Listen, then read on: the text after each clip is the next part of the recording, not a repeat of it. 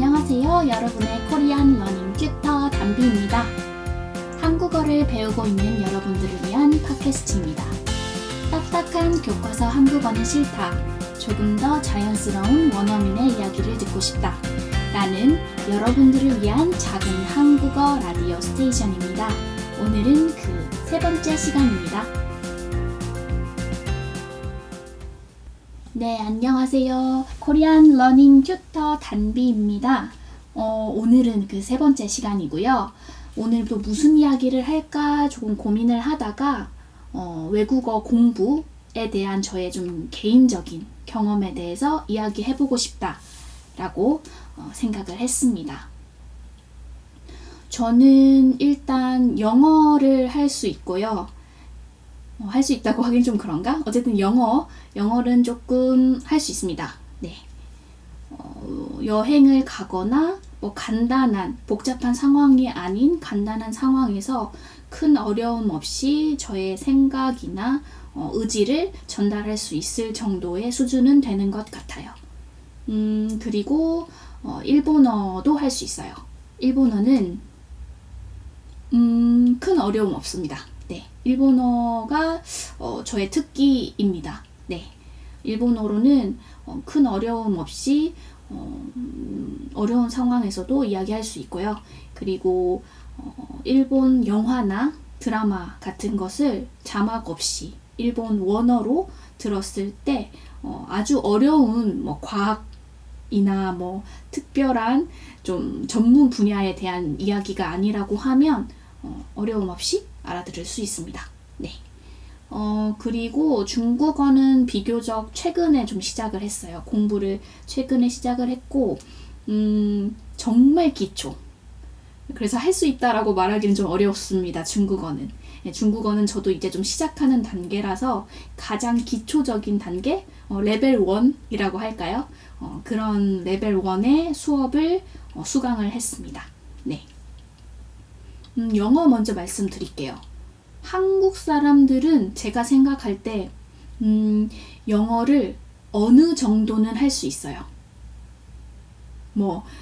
아주 능숙하게 막 영어로 말을 잘 할 수 있는 건 아닌데 의외로 만약에 영어를 쓰는 외국인 분들이 한국에 와서 영어로 말을 꺼낸다라고 하면 간단한 말은 알아들을 수 있을 거예요. 어려운 말이 아니면 알아들을 수 있을 거라고 생각합니다. 왜냐하면 한국 사람들은요, 초등학교 때부터 elementary school, 네, 초등학교 때부터 영어를 학교에서 배워요. 그래서 초등학교, 중학교, 고등학교, 그리고 대학교까지 생각을 하면 10년 이상 10년, 15년 정도는 영어를 학교에서 배운다 라고 말할 수 있어요. 네. 그런데 또 이렇게 생각하면 10년, 15년을 영어를 배우는데 왜 이 정도밖에 못해? 왜 영어로 말을 편하게 할 수 없어? 라고 물을 수도 있어요. 네. 그런데 이거는 조금 저는 변명을 하고 싶습니다. 왜냐하면 영어와 한국어는 너무 달라요. 시스템 자체가 달라서 영어로 예를 들면은 사과를 먹었다. 저는 사과를 먹었습니다. 라고 했을 때 I ate an apple 이잖아요. 그러면 I ate 먹었다. an apple 사과를 이거든요. 그거를 그대로 한국말로 하면 나는 먹었다 사과를 인 거예요. 나는 사과를 먹었다가 맞는 말인데 영어의 순서로 얘기를 하면 나는 먹었다 사과를 이렇게 되는 거죠. 너무 다르잖아요. 그러니까 한국 사람들이 영어를 바로바로 이렇게 생각을 해서 말하기에는 시스템이 달라서 어려워요. 네. 그러면 반대로 일본어를 좀 얘기를 해볼게요. 일본어 같은 경우는 저는 고등학교 때 일본어를 제2 외국어, 두 번째 외국어로 공부를 했습니다. 제1 외국어, 첫 번째 외국어는 영어예요.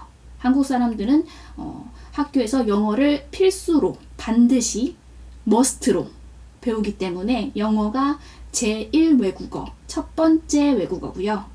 그리고 고등학교 때 선택할 수 있어요. 두 번째 외국어. 제2 외국어를 내가 원하는 언어를 선택을 해서 공부를 합니다.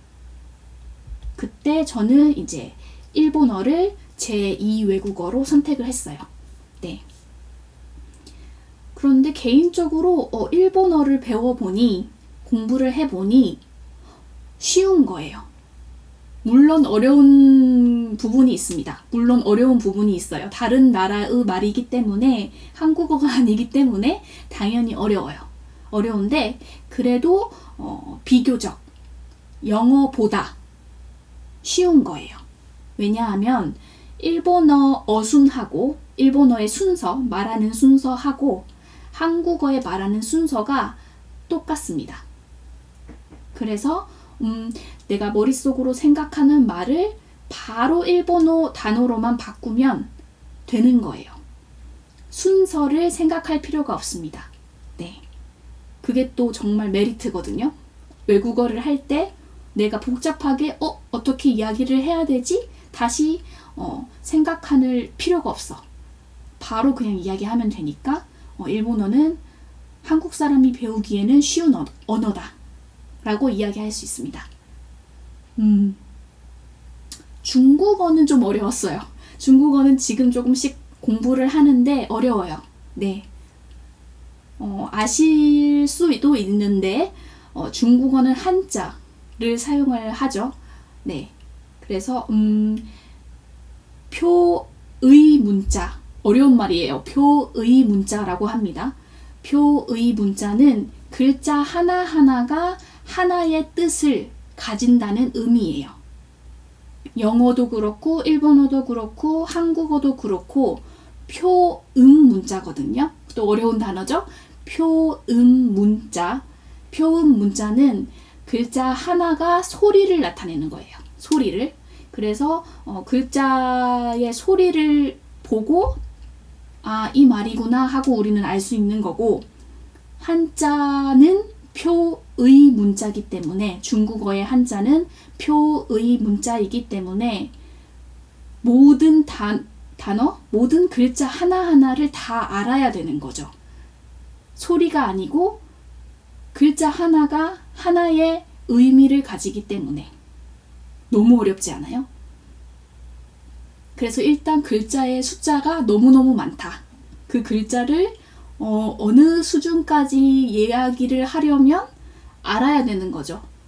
모르겠어요. 얼마나 많은 숫자의 글자를 외워야 이야기를 할 수 있을지 잘 모르겠지만 일단은 이거 쉽지 않겠다 라는 생각이 딱 들더라고요. 네. 그렇지만 또 제가 외국어를 공부하는 것을 좋아하기 때문에 재미있게 한번 해보려고 하는 중입니다. 네. 그래서 아주 베이직 레벨의 중국어를 일단 지금은 공부를 하고 있다. 네, 재밌어요. 네, 완전히 다른 언어라서 또 더 흥미가 있는 것 같습니다. 네. 그러면 또 제가 이제 좀 생각을 해보는 거죠.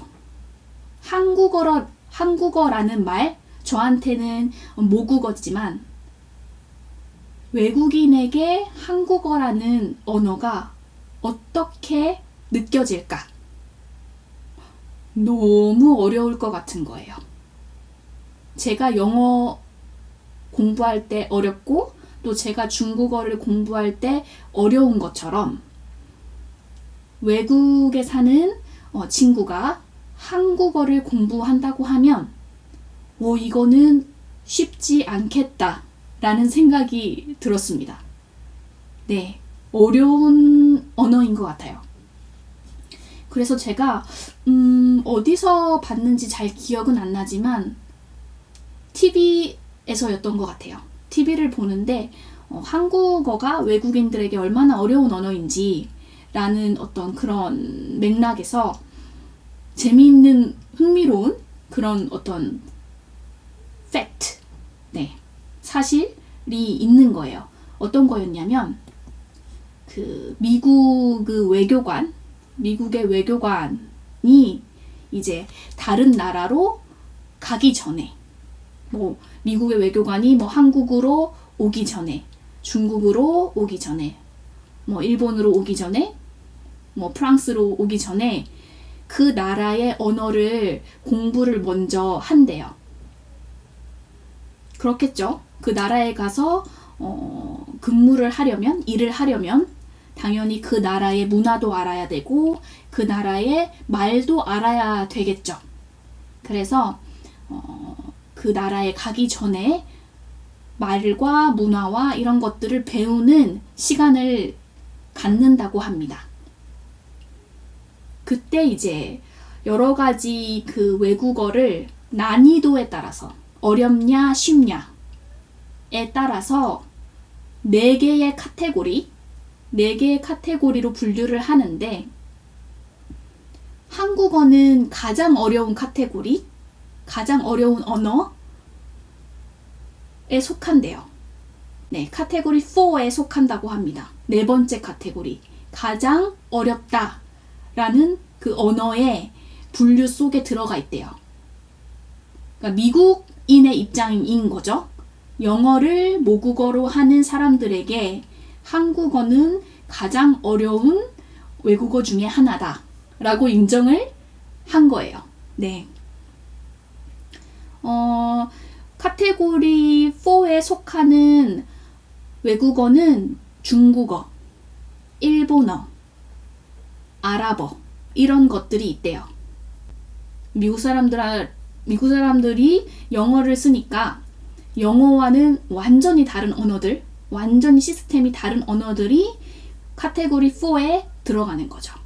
반대로 영어를 쓰는 사람들한테 스페인어나 프랑스어는 쉬운 거예요. 그렇겠죠? 제가 일본어를 배우는 게 쉬운 것처럼 미국 사람들은 스페인어나 프랑스어를 배우는 게 쉽다. 그래서 그런 언어들은 보통 24주 정도 공부를 하고 파견이 된다고 합니다. 24주 공부를 하고 그 나라에 가는 거예요. 그럼 한국어는 얼마나 걸리냐? 이제 그 미국의 외교관들이 한국에 가기 위해서는 88주의 학습 기간, 교육 기간을 보내고 그 다음에 한국으로 간대요. 너무 다르죠? 24주하고 88주는 완전히 다른 숫자잖아요. 그래서 이 숫자만 봐도 미국 사람들, 그러니까 영어를 쓰는 사람들한테는 한국어가 이렇게나 어려운 언어구나 라고 느낌이 딱 오더라고요. 되게 흥미롭지 않으세요? 네. 그러니까 언어는 결국 모국어와 얼마나 유사한가에 따라서 확실히 난이도, 어렵냐 쉽냐가 나뉘는 것 같아요. 근데 저는 또 그런 생각을 해요. 제가 일본어가 배우는 게 쉽다고 계속 말씀을 드렸지만 그래도 영어 공부할 때도 재미가 있고 중국어를 공부할 때도 재미가 있어요. 그 언어를 하나하나 배워나간다는 또 즐거움이 있더라고요. 어렵지만 그것을 해냈을 때, 뭔가 하나 더 배웠을 때 더욱 성취감이 있는 것 같습니다. 그래서 결론이에요. 어떤 나라 사람이냐에 따라서 한국어는 쉬운 언어가 될 수도 있고 아니면 너무 어려운 언어가 될 수도 있을 것 같습니다. 그렇지만 쉽게 포기하지 말고 한국어를 재미있게 공부하셨으면 좋겠다. 그런 생각을 하면서 오늘의 팟캐스트는 여기까지 하도록 하겠습니다. 그러면 또 다음 시간에 만나요. 안녕.